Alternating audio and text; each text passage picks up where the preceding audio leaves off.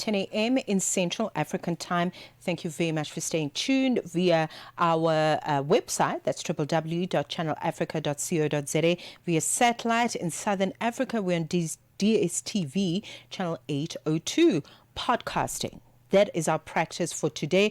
We're looking at podcasting because it has never been easier to get into it. As you and I speak, with a microphone, a laptop, and a good idea, you can be ready and good to go literally immediately, if not sooner, to get started. But with so many podcasts out there, having an idea is unfortunately no longer good enough. So what does it really take to create a podcast with a clear identity, build an audience, and keep people coming back? That possibly is the most important one in this conversation. So guess what? I brought in an expert so that we can unpack this wonderful conversation. Joining me on the line, radio and television broadcaster and host of the Best of Me podcast, love that name, Samora Mangesi is joining me on the line so that we can unpack what actually happens or what should happen before you hit record. Mangesi nguwe. Welcome to the show. Hello, my dear. How are you? Good. So wonderful to talk to you. And I couldn't think of a better person. Because you exist in a good intersection of, storytelling, radio and television broadcast with content production experience, and now getting into content creation and podcasting. How is your personal experience being shifting from traditional media into, the World Wide Web and podcasting? Well, first of all, it hasn't been the easiest thing, but I will say I absolutely love it.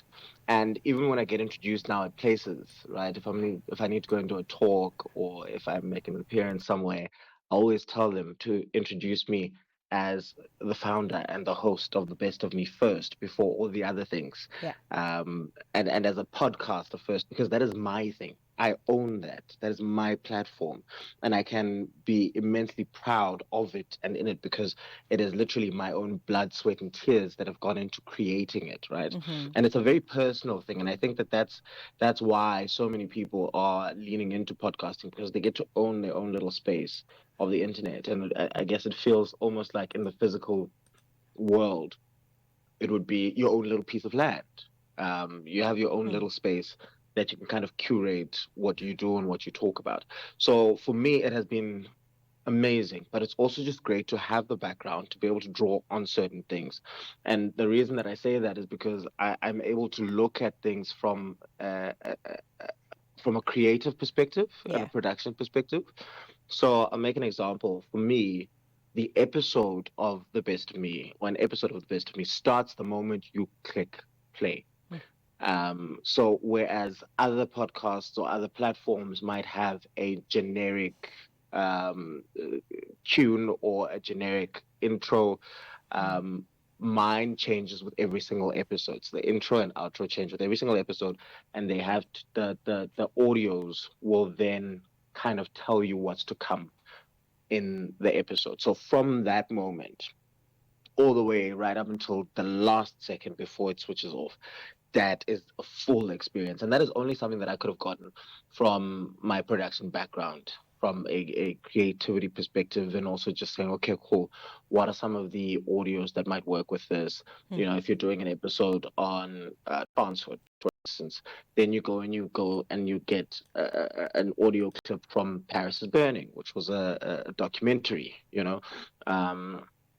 about a ballroom culture in America back in the day. So you find those little things, and I think that my background really helps me to think like that. So I'm able to create a nice experience, both visually and an audio experience as well, for people to kind of engage with the content. So for me, it has just been a really great way, and I love the fact that I can kind of double dutch, and I can go into the space and then also go into that space as well. And I can bring certain elements from each of these spaces into each other in all the spaces that I go to. Right. I love that. And I have a big smile on my face because I'm like, this is a radio guy. He understands that there's absolutely no time to find yourself. As soon as the mic goes on, you've got to rock and roll. There is no time to find Absolutely. yourself. So, what a wonderful skill that you bring into podcasting. Let's talk about conceptualizing a podcast. How important is it Hmm. to have a clear concept before you even think about getting a microphone? Oh, I love this. And I love this very much because the internet is very saturated with a whole lot of people, and a lot of the time we are a creator. We're a creator generation or creator community, or I don't know how you want to put it, but we don't have a lot of consumers because everybody now has the ability to create. And whether if you have a phone and you have a Facebook account, you are your own channel, right? And people now want to be heard, and there's just a whole lot of noise that goes out there, Yeah. and people don't really sit down and say, okay, what is the concept? What am I trying to communicate? Who am I speaking to? Which again goes back to a thing where either just research or having studied something. Not everybody is going to have the opportunity to go and study production and things like that, but the research at least, you know. So for me, uh, because I am in broadcasting, I had people telling me all the time to say, Sam, come, we've got, studio space. Come, just come and shoot something. And like colleagues of mine really trying to encourage me to do something. And this was back in 2023. And I just kept saying to them, I don't have anything to say. And I'm not going to just go out there just because Yeah. I've got access to equipment, access to a studio and a profile, and just go and fill the space with fluff. I needed to feel like I had something to say, and I needed to feel like I had something important to say. And that is why it took me 2 years. And when I Yeah. finally had something to say, I called them up and I said, I think I finally have something to say. And in that time, even from the time that I realized that I now finally have something to say, it took me about 6 months to put it together. I had to build the identity of the platform. I had to build the vocabulary of the platform because essentially my platform is about self-love and self-respect through reevaluating our relationships with substances and vices like alcohol, drugs, sex, interpersonal relationships, gambling, and then other things come up as well, like workaholism and self-esteem and all of those different things. But I had to make sure that I build a terminology that is not going to be isolating. And the reason I say that is because if I had built a platform that was just going to be for people who were in recovery, so people who were addicts, then that isolates everybody else who says, "But I'm not an addict. I just have these certain issues." So that's where the term a sober curious platform kind of came about, and it's kind of all encompassing because now everybody who is thinking about or toying with the idea of sobriety, whether you are going to go completely sober through just cold turkey, or you're going to go to rehab, or if you're just thinking of cutting down or taking a break. So therefore now we're able to accommodate everybody, and people don't feel like they're isolated. They don't feel like they're being judged or anything like that.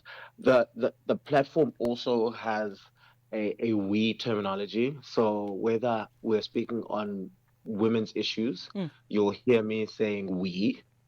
Whether we're speaking about male issues or mental health issues or financial issues or gambling issues, health issues, because at the end of the day, I don't want people to feel like we're speaking down to them. So when we use the term we're all in this together.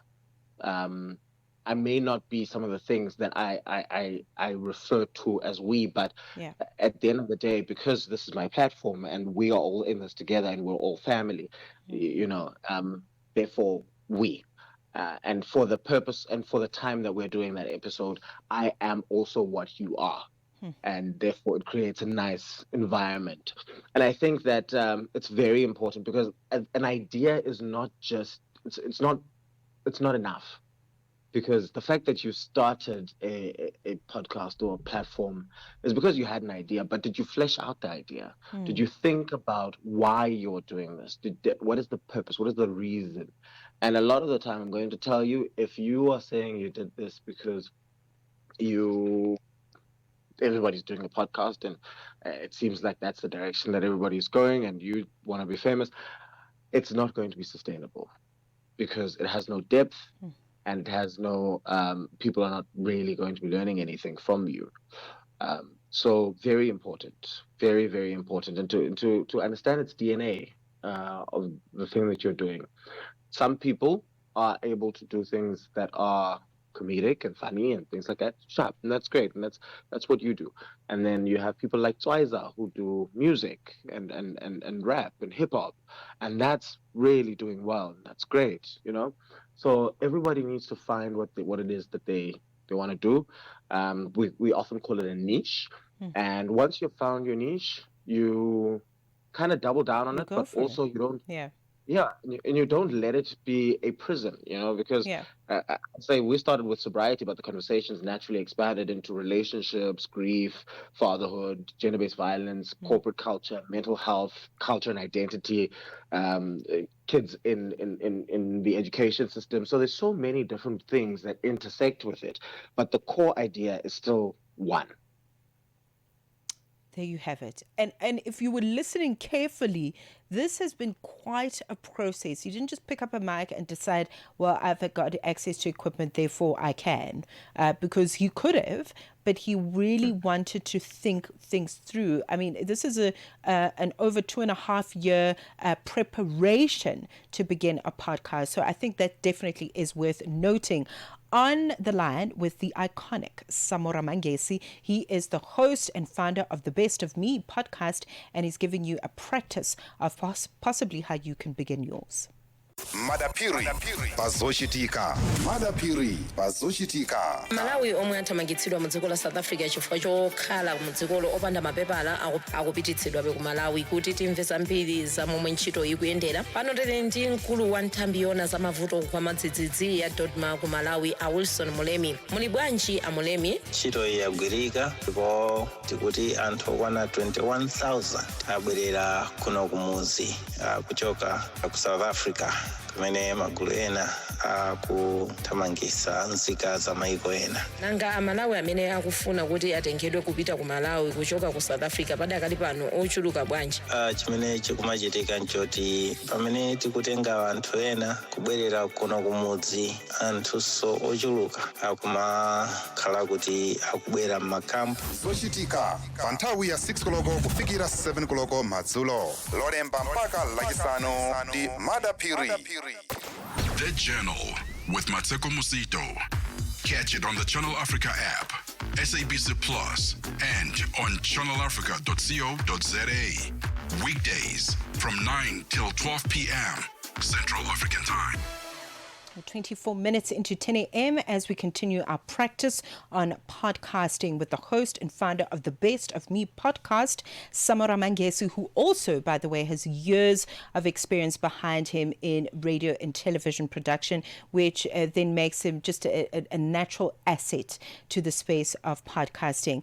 Samara, you mentioned so many important things in that first segment, especially when we looked at the theme around the creator economy and how we're moving into that as opposed to more consumption. So there's less consumption as a consequence of more creator or creative economies coming into the space. But how do you figure out what your audience wants to hear? I would imagine that must be quite a challenge, really figuring out who your demographic is and what it is they want to listen to. So this one is twofold because everybody would tell you to look at the analytics, right? And that's rate and completion rate, looking at Mm-hmm. things like your audience growth, and returning listeners, and of course also the topics that or best performing, and the guests as well, and maybe even where people kind of drop off in an episode, which is important, yes. But I think for me, one of the biggest things has been really listening to people, because I have the pleasure of being able to run into people in spaces, and they get to and get to speak to them. When I also when I go and I do talks and stuff like that, I get to hear what it is that people are yearning for, and also just through my social media accounts, I get to understand that as well. And yeah, I think that is a very big thing. And then also, your podcast is going to live on a specific platform, right? So let's say it lives on YouTube, or it lives on Spotify, or it lives on Apple Music, or whatever. And what then happens is that you will need other platforms to help drive audiences to these platforms. Instagram, your Twitter, etc., and your WhatsApp stories as well, naturally. And that's another place where you get to see, because they only get to see either 1.5 minutes or 3 minutes of what it is that you're putting up.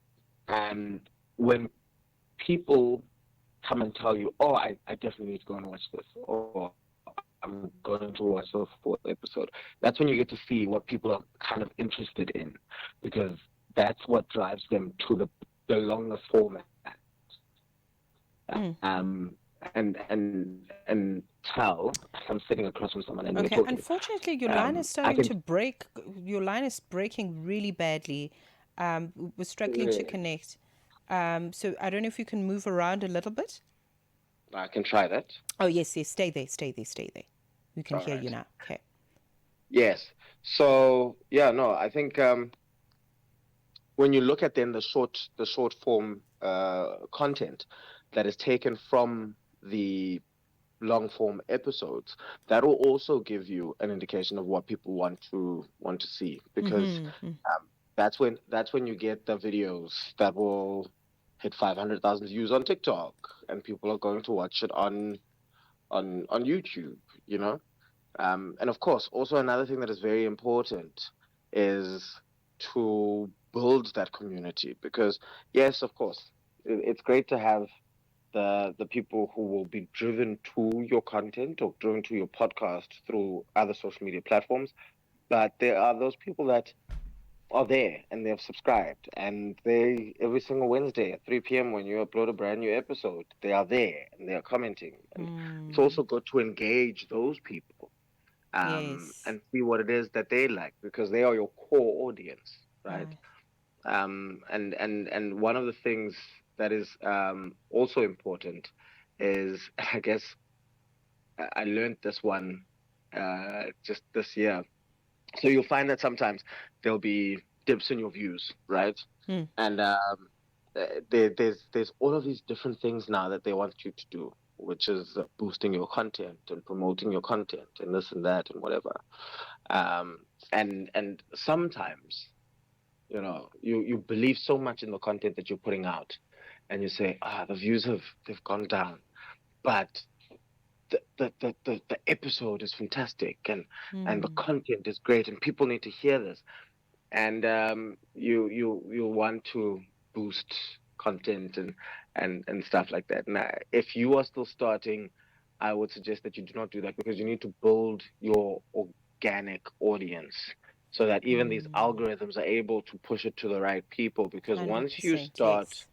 boosting content and you're promoting specifically TikTok, what then happens is that it's fed to everybody. And then when you stop or you don't have any money to do that, those views are going to drop. And that's when you're going to see that having one stream that drives people. So, for instance, if your stream is TikTok, where people generally kind of see your content and are reminded to go and watch the episode on YouTube, and you're used to getting 100,000 views on every Right. single video, and it dips to 120 views every single video, that's when you start to realize that maybe actually we should be investing in other platforms as well, so that we don't know what would happen, for instance, to any of these platforms. There may Okay. be a day with, you know. Yeah, look, there are definitely, that's something to think about. What are the free ways, the free ways that we can explore to really push our content? I think that you leaving us with something to really think about. YouTube Shorts is one. You mentioned Yes. TikTok, which is a great way to really make sure that you get the right audience to get to the full blown episodes, if you will. One of my favorite episodes, just as we wrap up, from the Best of Me podcast, is the one that Samora did with Butle Bendalo, where they were speaking about Yes. spirituality. Oh my goodness. What a Yes. beautiful, beautiful episode. So check it out. The Best of Me podcast with Samora Mangesi, who is the founder of this wonderful concept. It's on Spotify. It's on YouTube if you want to check it out audio visually. Samora, we've run out of time, but you are a star in the galaxy. Thank you very Thank much. Eh? you. Thank you. I love you loads. Love you so much. Thank you very, very much. Thank you very much. Bye. Check it out. Check out that podcast, and you could learn a thing or two if you are on a similar journey. 10:31 Fix, standing by with the latest sports.